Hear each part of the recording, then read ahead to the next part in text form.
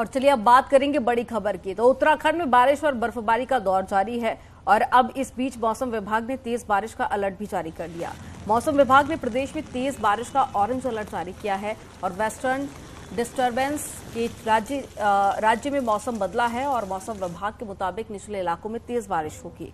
3000 metre से ऊंचाई वाले इलाकों में बर्फबारी होगी और देहरादून, टिहरी, पौड़ी, उत्तरकाशी, चमोली और नैनीताल में तेज बारिश का अलर्ट भी जारी किया गया।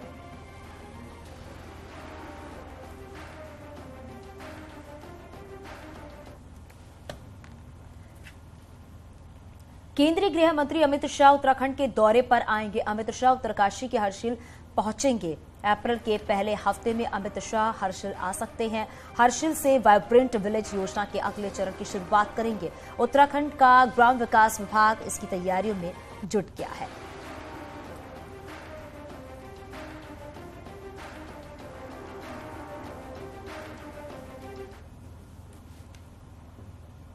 पिथौरागढ़ में ट्यूलिप गार्डन का सपना हकीकत में नहीं बदल पाया है और करोड़ों रुपए पानी की तरह बहने के बाद भी ट्यूलिप गार्डन कहीं नजर नहीं आ रहा है। ऐसे में सवाल उठने लगे हैं कि क्या ट्यूलिप गार्डन के नाम पर करोड़ों का घोटाला हो गया है, लिहाजा अब इसकी जांच की मांग होने लगी है। आप ये रिपोर्ट देखिए।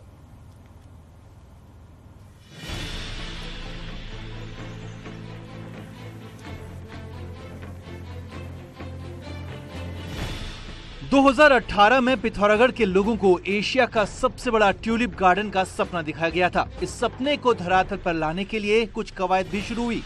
वन और उद्यान विभाग ने चंडाक के एक छोटे से हिस्से में कुछ ट्यूलिप भी लगाए। यही नहीं, मुनस्यारी में भी वन विभाग ने कुछ ट्यूलिप लगाकर जमकर वाहवाही लूटी थी। लेकिन अब ये ट्यूलिप कहीं नजर नहीं आ रहे। बीते 2 सालों से न तो यहाँ ट्यूलिप लगाए गए हैं और न ही कहीं एशिया का सबसे बड़ा ट्यूलिप गार्डन नजर आ रहा है।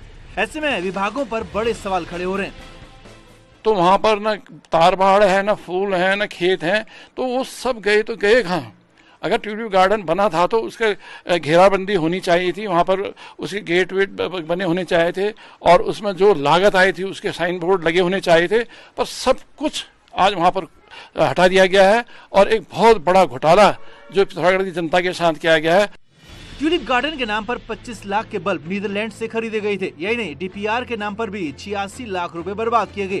पहले दावा किया गया कि 50 हेक्टेयर में ट्यूलिप गार्डन बनाया जाएगा और फिर कहा गया कि 1 हेक्टेयर से होते हुए 30 हेक्टेयर जमीन पर ट्यूलिप गार्डन बनेगा। लेकिन चंडाक और मुनस्यारी के जिस छोटे से हिस्से में 3 साल पहले ट्यूलिप लगाए गए थे, आज वो जमीन भी बंजर पड़ी है।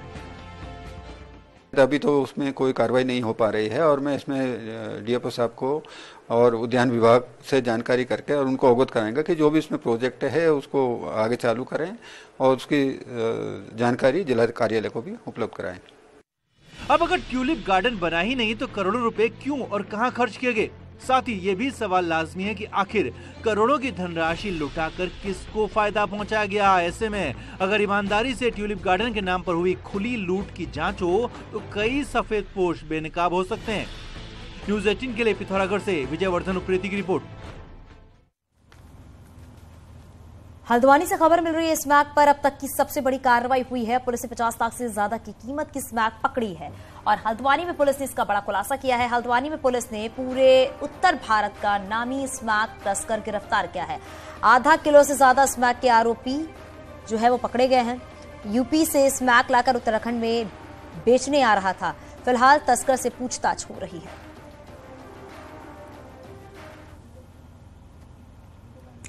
राज्य में प्लास्टिक बैन को लेकर सुनवाई करते हुए हाईकोर्ट ने बड़ा आदेश दिया है। कोर्ट ने सरकार को कहा कि जो केंद्र सरकार की सिंगल यूज के लिए नई गाइडलाइंस है उसका कठोरता से पालन करें। तो वहीं पंचायती राज अधिकारी को हाईकोर्ट ने आदेश दिया है कि सभी गांवों में कूड़ा निस्तारण की सुविधा दें। सरकार के अधिकारियों ने कोर्ट को बताया कि गांव में कूड़ा निस्तारण वाली जमीनों पर कुछ स्थानों पर कब्जे किए गए हैं, जिस पर कोर्ट ने शपथ पत्र दाखिल करने को कहा है। कोर्ट ने ये पाया कि जो लोकल इंस्पेक्शन रिपोर्ट्स हैं उसके आधार पर ये देखने में आ रहा है कि ग्रामीण क्षेत्रों में, खासकर पर्वतीय क्षेत्रों में कूड़ा निस्तारण की कोई व्यवस्था नहीं है और कूड़ा एक स्थान के बाद दूसरी जगह पर निस्तारण के लिए ले जाने का कोई सिस्टम अभी तक उपलब्ध नहीं है। तो जिसके बाद कोर्ट ने सेक्रेटरी पंचायती राज को डायरेक्ट किया है कि इस संबंध में जल्दी स्टेप उठाएं और ग्रामीण क्षेत्रों में कूड़ा निस्तारण की व्यवस्था उपलब्ध कराएं। रामनगर के चोर पानी में जल जीवन मिशन के तहत लगे नालों में पानी नहीं आ रहा है, लेकिन जल संस्थान ने लोगों को बिल भेज दिया है, जिससे नाराज होकर लोगों ने जल संस्थान ऑफिस का घेराव किया है। ग्रामीणों का आरोप यह भी है कि बीते 6 महीने से नालों में पानी की बूंद नहीं टपकी, लेकिन विभाग ने बीते 6 महीने का बिल 7,000 रुपए थमा दिया है।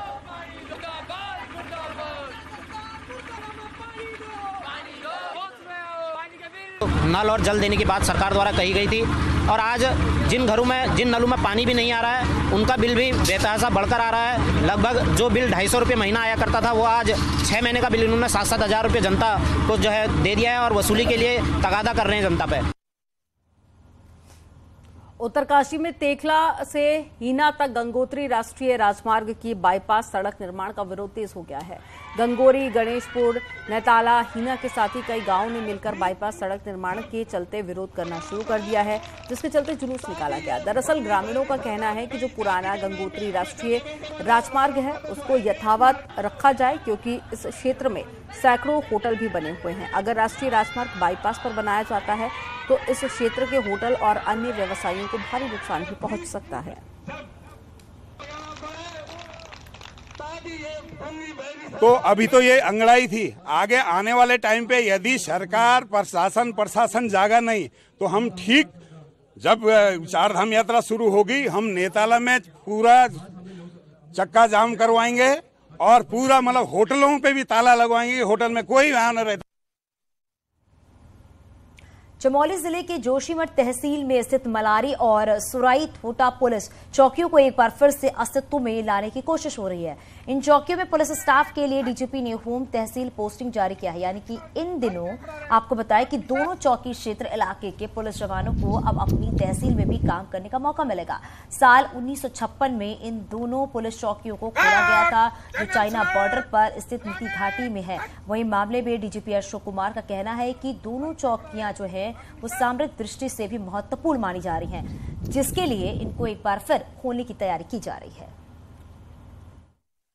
हमने निर्णय लिया है कि सुराई थोटा और मलारी 2 चौकियों के लिए होम तहसील को भी जो है मुक्ति दे देंगे। उस फैसले से भी मतलब होम तहसील वालों को भी पोस्ट कर सकते हैं।